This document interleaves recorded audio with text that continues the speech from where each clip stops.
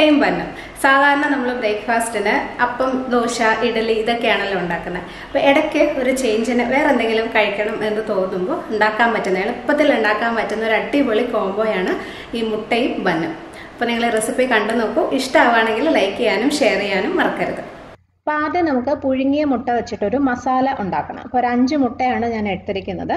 ഇത് ഏകദേശം ഒരു 4 പേർക്കുള്ള ബ്രേക്ക്ഫാസ്റ്റിൻ്റെ അളവാണ് പറയുന്നത്. അപ്പോൾ ആദ്യം ഈ മുട്ട നമുക്കൊന്ന് ഗ്രേറ്റ് ചെയ്ത് എടുക്കാം. ഇതുപോലൊരു ഗ്രേറ്ററിൽ വെച്ചിട്ട് ചെയ്താൽ മതി, അല്ലെങ്കിൽ കത്തി വെച്ച് നല്ല കുഞ്ഞു പീസുകളായിട്ട് കട്ട് ചെയ്തെടുത്താലും മതി. ഗ്രേറ്റർ ഇല്ല എന്നുണ്ടെങ്കിൽ ഗ്രേറ്റർ ആകുമ്പോൾ കുറച്ചും കൂടെ എളുപ്പത്തിൽ നമുക്ക് ചെയ്യാൻ പറ്റും. അപ്പോൾ മുട്ടയെല്ലാം ഞാൻ ഇതുപോലെ ചെയ്യാണ്. അപ്പോൾ എല്ലാ മുട്ടയും ഞാൻ ഇതുപോലെ ഗ്രേറ്റ് ചെയ്ത് വെച്ചിട്ടുണ്ട്. ഇത് വെച്ചിട്ടാണ് നമ്മളിനി മസാല ഉണ്ടാക്കാൻ പോകുന്നത്. ഒരു പാൻ വെച്ചു, അതിനകത്ത് കുറച്ച് എണ്ണ ഒഴിക്കുക. വെളിച്ചെണ്ണയാണ് നല്ലത്. ഒരു 2 ടീസ്പൂൺ മതി.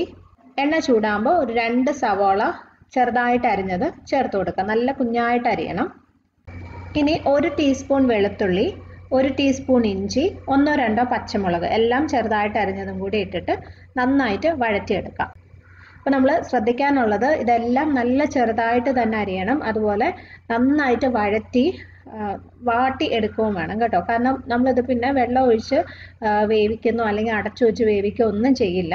അപ്പോൾ നമ്മൾ ഈ വഴറ്റുന്ന സമയത്ത് തന്നെ ഈ സാധനങ്ങളെല്ലാം അത്യാവശ്യം നന്നായിട്ട് വെന്തിട്ടുണ്ടാവണം, അല്ലെങ്കിൽ നമ്മൾ കഴിക്കുമ്പോൾ ആ ഒരു പച്ചപ്പ് തോന്നും. അപ്പോൾ ഇത് സവോള ഇതുപോലെ നന്നായിട്ട് വാടി ചെറുതായിട്ട് നിറമൊക്കെ മാറിക്കഴിയുമ്പം ഇതിനകത്തോട്ട് ഒരു വലിയ ക്യാരറ്റ് ഗ്രേറ്റ് ചെയ്തത് ചേർത്ത് കൊടുക്കാം. ക്യാരറ്റ് നിർബന്ധമില്ല, പക്ഷെ എപ്പോഴും ഒരു വെജിറ്റബിളും കൂടി ചേർക്കുകയാണെങ്കിൽ കുറച്ചും കൂടി ഹെൽത്തി ആയിരിക്കും. മാത്രമല്ല മസാലയ്ക്ക് കുറച്ചും കൂടി ഒരു ടേസ്റ്റും വരും കേട്ടോ. അപ്പോൾ നിങ്ങൾക്ക് ഇഷ്ടമുണ്ടെങ്കിൽ ഇട്ടാൽ മതി. ഒരു വലിയ ക്യാരറ്റ് ഞാൻ ചെറുതായിട്ട് ഗ്രേറ്റ് ചെയ്തെടുത്തതാണ്. ക്യാരറ്റ് ആയാലും നിങ്ങൾ കത്തി വെച്ച് അരിഞ്ഞെടുക്കുകയാണെന്നുണ്ടെങ്കിൽ നല്ല കുഞ്ഞു പീസുകളായിരിക്കണം. കാരണം നേരത്തെ പറഞ്ഞ പോലെ ഇതിനെ നമ്മൾ അടച്ചു വെച്ചൊന്നും വേവിക്കത്തില്ല. അപ്പം നമ്മൾ ഈ വഴറ്റുന്ന സമയത്ത് തന്നെ ക്യാരറ്റും വെന്തിട്ടുണ്ടാവണം. അപ്പം ഇതുപോലെ ഗ്രേറ്റ് ചെയ്തെടുക്കുകയാണെങ്കിൽ പെട്ടെന്ന് വെന്ത് കിട്ടും. ഒരു 1-2 മിനിറ്റിനുള്ളിൽ തന്നെ ക്യാരറ്റും അങ്ങ് വാടി കിട്ടും. അപ്പം ഇതിനകത്ത് ഞാൻ ആവശ്യത്തിനുള്ള ഉപ്പും കൂടി ഇട്ട് കൊടുക്കുന്നുണ്ട്. എന്നിട്ട് ഒരു 1-2 മിനിറ്റ് നല്ലോണം വഴറ്റി അതൊന്ന് വേവിച്ചെടുക്കാം. ഇപ്പോൾ ഇത് ആവശ്യത്തിന് വെന്തിട്ടുണ്ട്. ജസ്റ്റ് ഒന്ന് ടേസ്റ്റ് ചെയ്ത് നോക്കണേ, കുറച്ചൊന്ന് എടുത്ത് കഴിച്ച് നോക്കണം എല്ലാം വെന്തിട്ടുണ്ടോ എന്ന്. ഓക്കെ, ഇനി ഇതിനകത്ത് നമുക്ക് കുറച്ച് പൊടികൾ ചേർക്കാം. 1/4 ടീസ്പൂൺ മഞ്ഞൾപ്പൊടി, 1/4 ടീസ്പൂൺ മുളക് പൊടി, 1/4 ടീസ്പൂൺ മുതൽ 1/2 ടീസ്പൂൺ വരെ ഗരം മസാലപ്പൊടി. ഞാനിപ്പോൾ 1/2 ടീസ്പൂൺ ചേർത്തിട്ടുണ്ട്. പിന്നെ ഒരു 1/4 ടീസ്പൂൺ കുരുമുളക് പൊടി. ഈ പൊടികളൊന്നും കൂടി പോവാതെ നോക്കണം, കാരണം വളരെ ചെറിയൊരു ഫ്ലേവർ മാത്രം മതി എല്ലാത്തിൻ്റെയും. അപ്പോൾ അതുകൊണ്ട് കൂടിക്കഴിഞ്ഞാൽ ഒരു കുത്ത് തോന്നും നമുക്ക്. അപ്പോൾ വളരെ കുറച്ച് മാത്രം പൊടികൾ ചേർക്കാം. ഇനി ആ പൊടികളുടെ ഒരു പച്ചപ്പൊന്ന് മാറിക്കഴിയുമ്പം ഒരു 1 ടേബിൾ സ്പൂൺ ടൊമാറ്റോ സോസും കൂടി ചേർത്ത് കൊടുക്കാം. അഥവാ നിങ്ങളുടെ കയ്യിൽ ടൊമാറ്റോ സോസ് ഇല്ല എന്നുണ്ടെങ്കിൽ ഒരു തക്കാളി, ഒരു ചെറിയ തക്കാളി അല്ലെങ്കിൽ 1ന്റെ പകുതി നല്ല ചെറുതായിട്ട് മുറിച്ചത് ചേർത്ത് കൊടുത്താലും മതി. പക്ഷേ ടൊമാറ്റോ സോസ് ചേർക്കുന്നതാണ് കൂടുതൽ ടേസ്റ്റ്. അതിനൊരു ചെറിയ മധുരമൊക്കെ ഉണ്ടല്ലോ. അപ്പോൾ ആ ഒരു ടേസ്റ്റ് വരുമ്പം ഈ മസാലയ്ക്ക് കുറച്ചും കൂടി നല്ലൊരു ഫ്ലേവർ കിട്ടും. അപ്പോൾ ഉണ്ടെങ്കിൽ ടൊമാറ്റോ സോസ് തന്നെ ചേർക്കാം. ഇതെല്ലാം കൂടി നന്നായിട്ട് ഒന്ന് മിക്സ് ചെയ്യുക.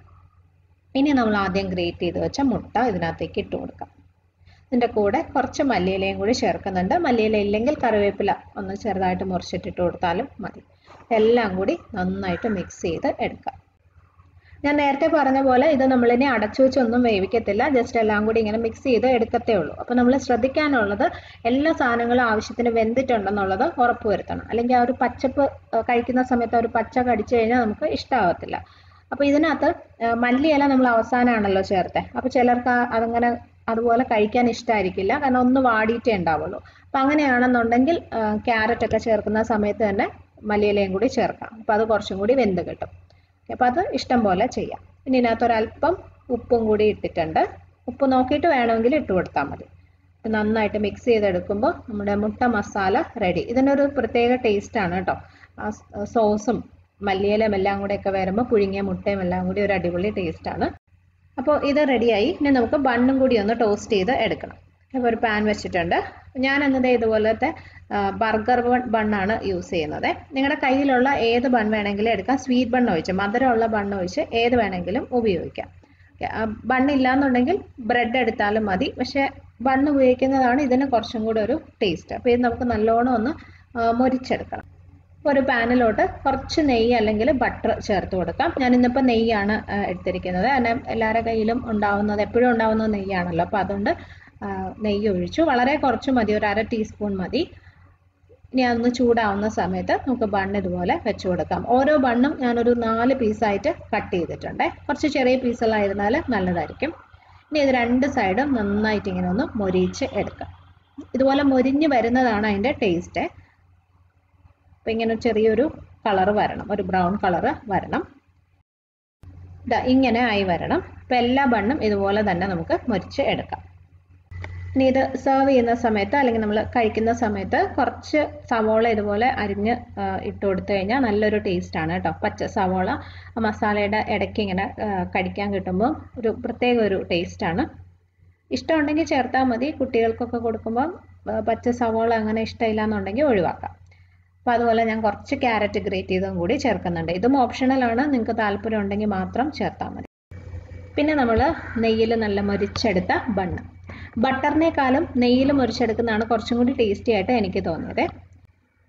ഇത് ശരിക്കും നല്ല അടിപൊളി ഒരു കോമ്പിനേഷനാണ് കേട്ടോ. പുറമേ നല്ല മൊരിഞ്ഞ ബണ്ണും പുഴുങ്ങിയ മുട്ടയുടെ മസാലയും സൂപ്പറാണ്. നിങ്ങൾ ഉണ്ടാക്കി നോക്കിയിട്ട് അഭിപ്രായം അറിയിക്കണം.